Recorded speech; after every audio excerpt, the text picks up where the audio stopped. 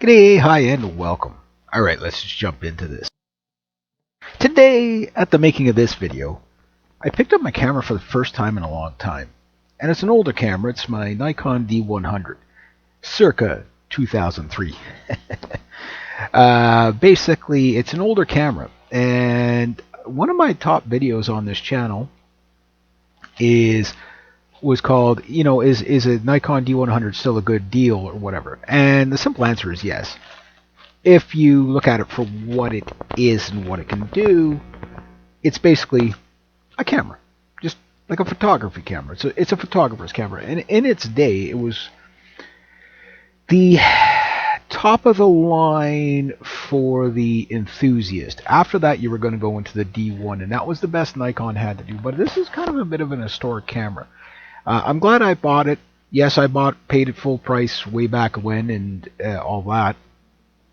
The photography you're seeing here is basically the photo shoot I did today. A lot of browns and golds in today's shoot. I haven't picked up a camera in manual mode in a long time, and everything I did today was in manual mode. Shooting ISO, I think 400 and 640 was most of my ISO speeds. The lenses were my Nikkor 18-70 autofocusing VR lens, AF VR. I think it was a DX lens. Whatever. Anyway, these are crop censored cameras.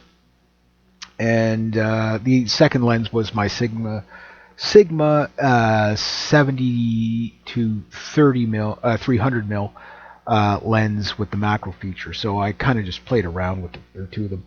And I'm shooting on the JPEG, on the medium size, and everything else is pretty much no flash, just these are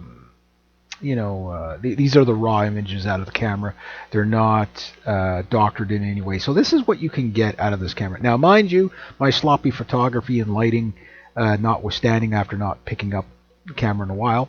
And a little side note, the music you hear in the background, I'm going for total creation today. I'm making a video on my photography, and the music in the background is, the track is called Snow Day, and it's basically my own recorded music, which it's winter right now, so spending time indoors and kind of reacquainting myself with photography might be a good idea. Now, again, if this is what you get by 6.1 megapixel camera, it's not bad. Now, if you're a working photographer, can you still work with a camera that's 6.1 megapixels? Yes and no.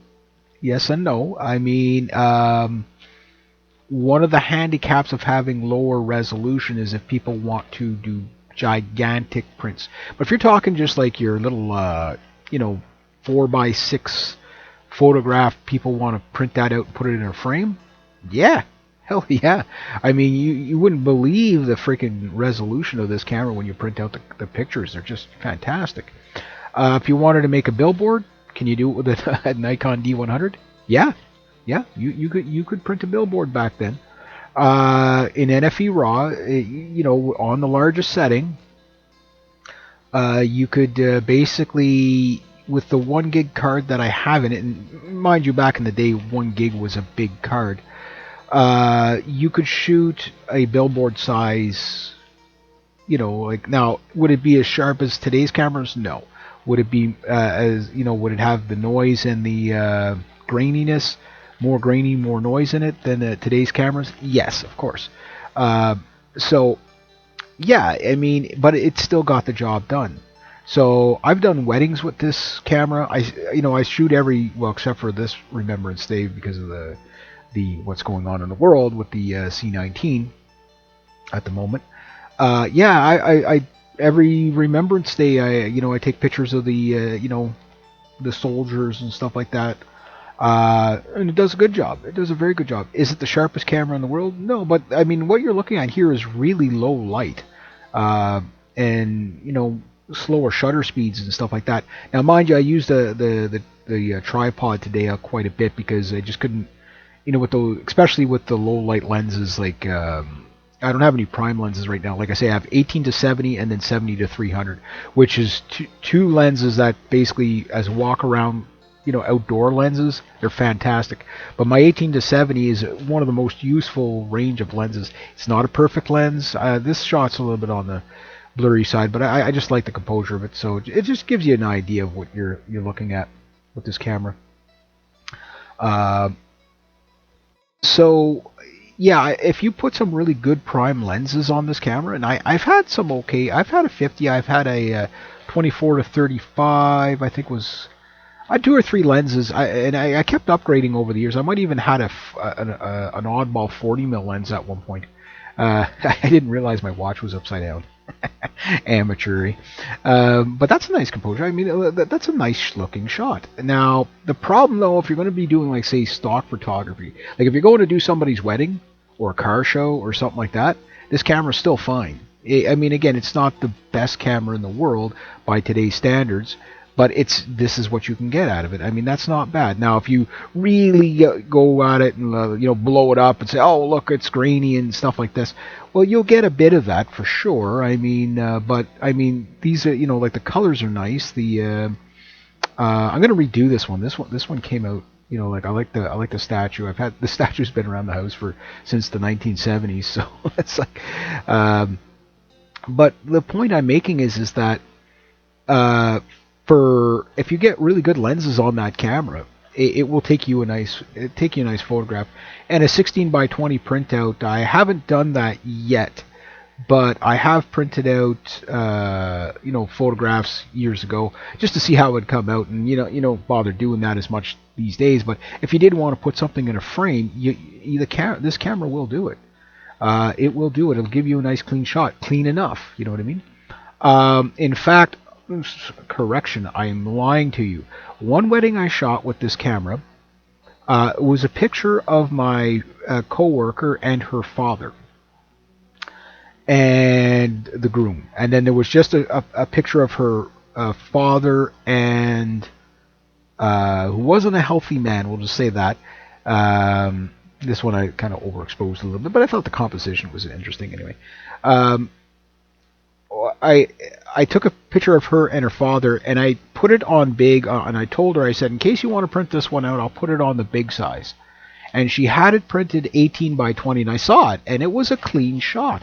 It was an outdoor shot, so I was able to, go down to like 200 ISO. So, but it was like I really looked at it. I'm like, there was like almost like no noise at that size, and it was just like. I'm like, yeah, that's a decent camera. So 16 by 20 print that's a big painting on the wall. And it looks so good that, and again, if you were to do it with newer cameras, it would look better. I get that, but it looked good enough that whenever she had it printed out and she saw it she cried. She said, you know what I mean, because it becomes a memento and stuff like that. And that's how important. Some photography can be, is that like when you're doing dinky little stuff like this, you're having fun and you're learning light and stuff like that, and you see your mistakes later on, but whatever. But this is just to give you an idea of, I mean, basically my light that I'm using is an auto body light, basically, like a car, you hang it up on the hood of the car while you're working on wrenching on your car. Yeah, that's the light I'm using. So everything is crude today. Basically not the highest grade of lenses, and you can still get this. And again, with my shabby photography aside, this is what you get on a quick moment. So you take your time, you set this up, you can get some really, really, really nice stuff. Now I'm running out of time here, but the point is I just wanted to show you that these, the shots will be clean enough if you take your time with them. I can do better. I know I can do better. Most people could probably do better, but this is just this is what you get out of this. These are clean shots. These are nice shots. I mean, okay, yes, some of them. I probably shouldn't have put in the chest one, but one of the chest ones. But you get the idea. Like, there's some good shots here. You know what I mean? So you can do that. Maybe, like I say, maybe my proportioning isn't perfect, but I was doing this as quickly as I could. With, again, basically just a regular incandescent light and the tripod. And this is what you get, and the year's 2020, and I bought that thing in 2003, and this is what you can get.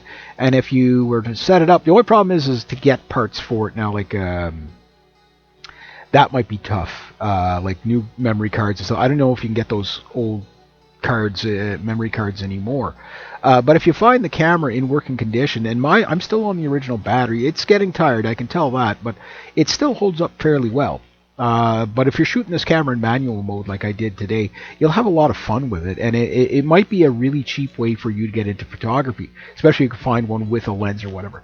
But the nice thing about the Nikon D100 is you can basically get lenses from the 1970s to now. Yeah. It's amazing what'll fit in that camera.